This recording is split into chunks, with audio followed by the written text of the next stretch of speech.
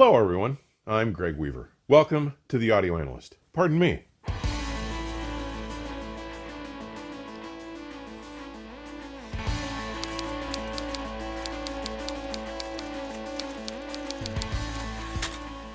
Today brings Volume 4 of my heavy rotation series, starting with the James Gang's 6th studio LP, Bang.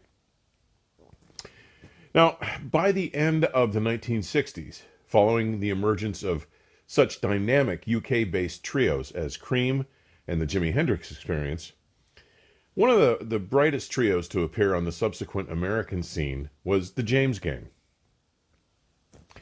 Founded by drummer Jim Fox in 1966 with fellow Kent State University students, guitarist Glenn Schwartz and bassist Tom Criss, that original lineup was short-lived.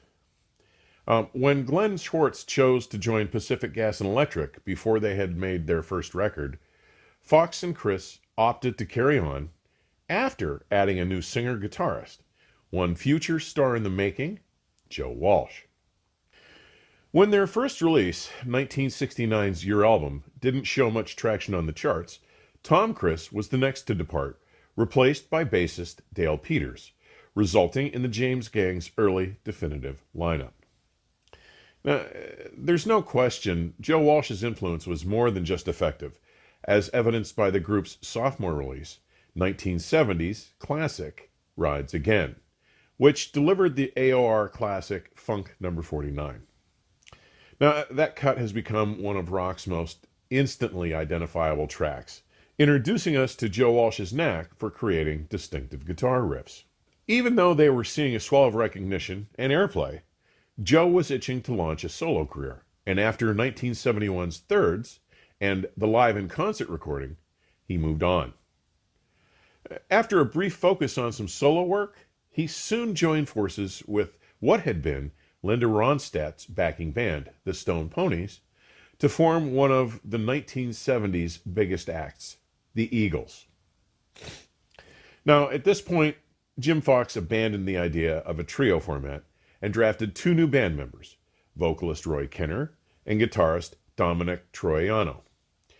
Perhaps not so surprisingly, Joe Walsh's shoes proved fairly hard to fill, as their next two albums, Straight Shooter and Passin' Through, failed to garner much attention or airplay, motivating Dominic Troiano to leave, taking up his luck with the Guess Who. It was only then that they seemed to have found the hoped-for missing ingredient with the addition of guitarist Tommy Bolin. Now, having just dissolved his short-lived fusion band, Energy, Tommy Bolin's creative plan, fueled by his interest in the burgeoning jazz fusion scene, brought a little taste of Weather Report, Miles Davis, and Mahavishnu Orchestra to this more traditional rock outfit. Right from its opening, the LP's first two cuts, Standing in the Rain and The Devil is Singing Our Song, let you know that this record had no relation to any of the lackluster efforts of the past or even the Joe Walsh pop riff-driven era. Their bold, fresh style in both musical structure and execution is addictive in its flow and ebb, based more on the inflections and drift more customary to the fusion world than the more common power chords and riffing language of rock. Followed by Must Be Love, we get something that may be a bit more of the conventional James Gang fare, but along with Bolin's inspired playing, Fox's percussion work stands out here. Next up, while the wistful Alexis doesn't quite sound like the other tracks, its timekeeping changes, the playful Elvis imitations, and Bolin's lead conspire to make it a highlight just the same. The closing track on side one, Ride the Wind, gives us another look into the understated power, splendor, and compositional style first delivered with this side's two opening cuts, showing yet again the freshness of the approach and the band's willingness to adopt musically stylistic themes outside the typical rock standard. Side 2 opens with Got No Time for Trouble, a superb amalgamation of the compositional tack taken on both Alexis and Must Be Love, with its engaging, guitar-driven closing, setting the stage for one of the most unique cuts and brave choices to appear on a rock album of that era, the a cappella Rather Be Alone With You. Though it's barely over 2 minutes, the entire band uses clapping and vocalizations to create one very unique cut, and along with Roy Kinner's lead and the close harmonizing, it results in one of the most amazing, daring, and interesting cuts from the annals of rock in 1973. Next up is the heavily fusion-influenced From Another Time. Its combination of opening staccato guitar lines and congas eventually meander into a more typical James Gang boogie, closing with an explosion effect to abruptly bring it all to a conclusion there. Then there is the closer, Mystery. Again, a serious departure from the riff-driven success the Gang had followed with Joe. It is undeniably a beautiful and haunting way to close this milestone release. To my mind, Bang feels considerably less like a band album, and instead more closely resembles the efforts of a group of keenly talented studio musicians hired to make a statement recording, say, like a Steely Dan record, and simply represents the pinnacle in this band's output. Here, not only does Roy Kinner deliver sensational arena rock style vocals, but the contributions of the firm, unwavering, and underrated rhythm section of Jim Fox and Dale Peters make Bang the definitive James Gang LP, and a record that should be in every collection. While there was a 2019 UK remastered release, it has a distinct digital flatness of dimensionality and is a bit blander in tonality than the original 1973 US Atco first pressing, SD7037. And while the record does not tick off all the audiophile checkboxes, it is eminently listenable and vastly more engaging than any of the later pressings I've heard. Next up, the 1973 release of Ma from Rare Earth. Most listeners will have heard of this Detroit-based group that successfully crossed over into the limelight by blending their bar band rock roots with the signature Motor City rhythm and blues sound to become the most successful white group in the Motown catalog.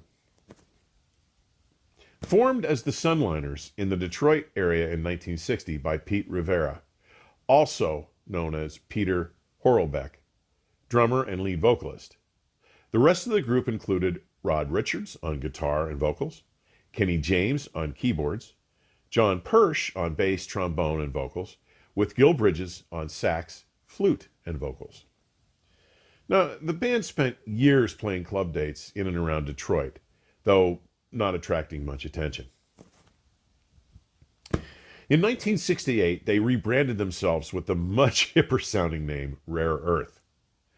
And while Verve Records signed them to cut their debut album, 1968's Dreams Answers, when it didn't find much of an audience, they were immediately dropped. Though Detroit's most successful record label had managed to achieve tremendous success with their soul and R&B acts, Motown Records, founded by legendary record executive, producer, songwriter, film and television producer Berry Gordy, decided to launch a spin-off label to focus on rock. Now, he was obviously attracted to Rare Earth's sound, which was a persuasive amalgam of rock and R&B, and the story goes that when he signed them, he asked them to help him settle on a name for this new label. Though they jokingly suggested he should just call it Rare Earth, he surprised them by agreeing. Now, it wasn't long after signing with this new ambitious label that they began to release a steady string of reasonably successful records, starting with 1969's Get Ready. After 4 more studio records and 1 live release, it was 1973's Ma that is their standout.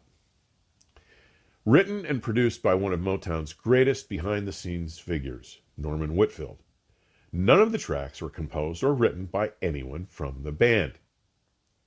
Whitfield, who was inducted into the Songwriters Hall of Fame in 2004, was well known for his work with the Temptations, and he wrote all 5 tracks for this record, including 2, Smiling Faces Sometimes, and Hum Along and Dance, in tandem with his regular collaborator, Barrett Strong.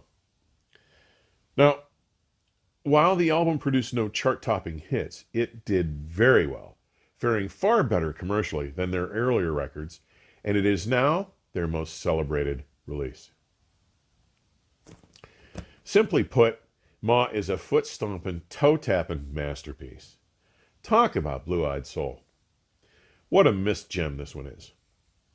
From its provocative, distinctive cover art, to its rambling, bluesy, soulful song about a hard-luck mother that spans the entirety of Side 1, through Side 2's 4-song tour de force. This record is a milestone for 1973. Now, I was the only kid in my group who got this record, and it was only a handful of my older friends who would knowingly flash a smile as they would see me driving around town in my car, windows down, with this release blaring from my Craig Powerplay 8-track tape deck. While the Temptations had released the song Ma on their Masterpiece record just 2 months earlier in February, nobody ever tore up a song about Mom like Rare Earth does on the title track of this record, which fills all of Side 1 at just over 17 minutes. If you can sit through Side 2's opener, Big John Is My Name, go get yourself fitted for a coffin, because you must be dead. And from its captivating preamble, the haunting arrangement and cocksure drive of Smiling Faces Sometimes will leave you in a sweat.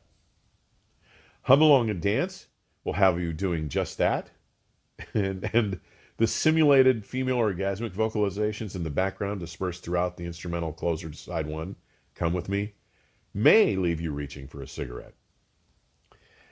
This album is superb and is on my short list representing the very best of 1973's hidden treasures.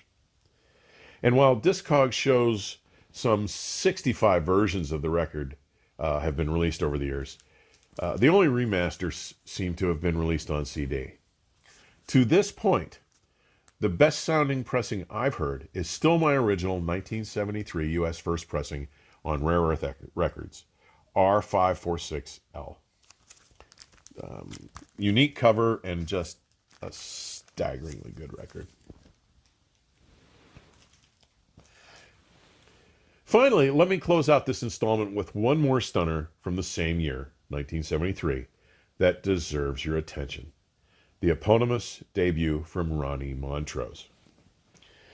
Now, before this release, the 25-year-old guitarist had been a successful session musician, sitting in with Van Morrison's Tupelo Honey album, as well as playing on Herbie Hancock's 1971 Wandishi record.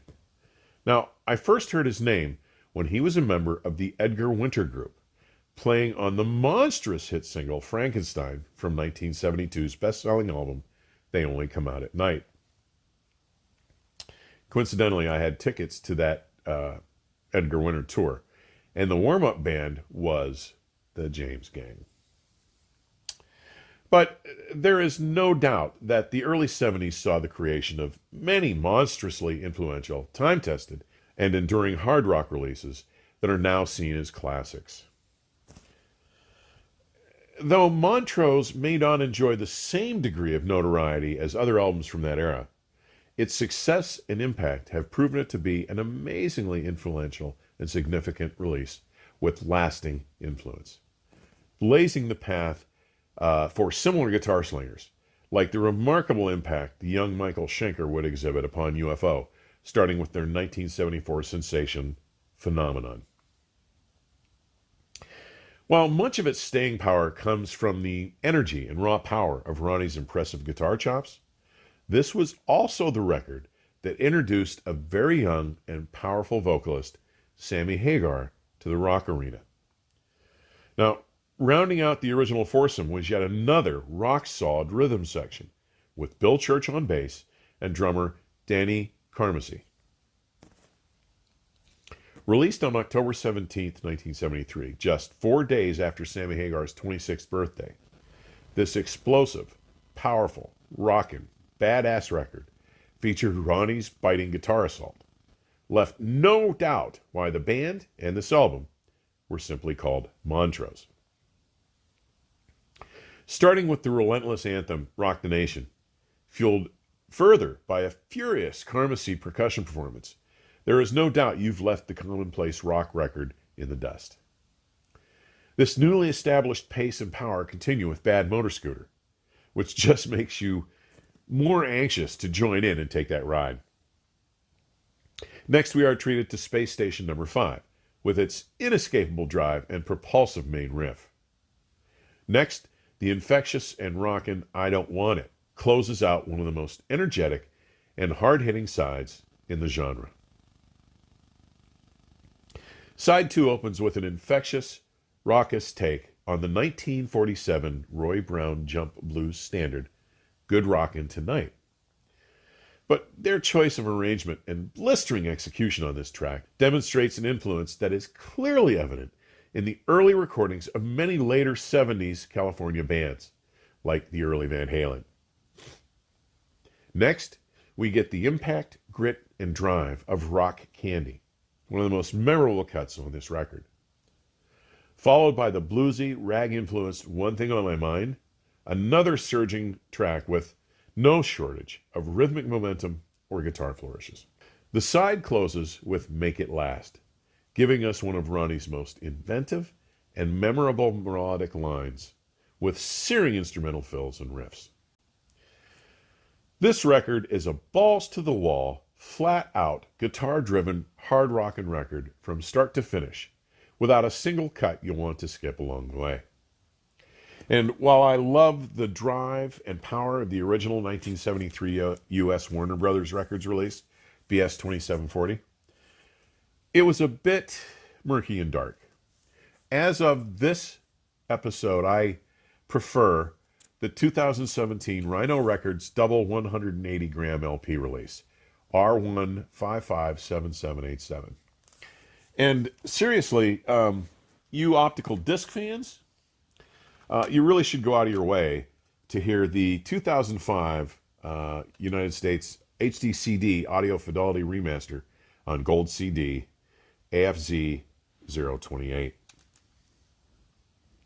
It's really good. Now, if you'd like a little bit deeper dive into these titles, take a look at the extended written treatment I have published at Positive Feedback. I've included a link to the article, as well as to both Discogs and Qobuz links to each title in today's description section. Thank you for taking the time to drop by today. Please click the subscribe and notify buttons if you haven't already. Be sure to share your comments and questions, and please don't forget to like and share links to your favorite episodes with your friends or on social media. Further information on supporting the channel may be found in today's description section or at my website, theaudioanalyst.com. Please stay safe and keep the music playing. Till next time, cheers.